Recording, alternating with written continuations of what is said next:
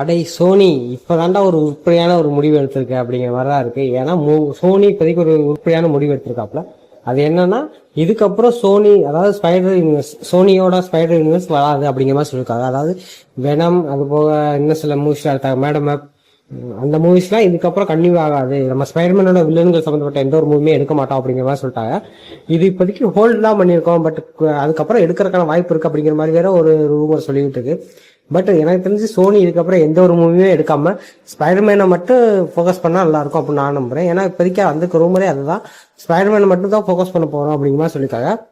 அதாவது beyond the Spider-Verse, நம்ம spider Nair, அது போக எம்சியூல இருக்கிற நம்ம பீட்டர் பார்க்கர் சம்பந்தப்பட்ட ஸ்பைடர் மூவி, இந்த மாதிரி மூவிகள் தான் அடுத்தடுத்து கன்டினியூ பண்ண போறோம் அப்படிங்கிற மாதிரி சொல்லியிருக்காங்க.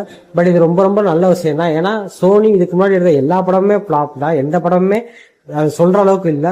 ஸோ இதுக்கப்புறம் அவன் படம் எடுக்காம இருக்கிறது எனக்கு தெரிஞ்சு ரொம்ப ரொம்ப நல்ல விஷயம் தான். இதை பத்தி உங்க தாட்ஸ் கீழே கமெண்ட் பண்ணிட்டு அடுத்த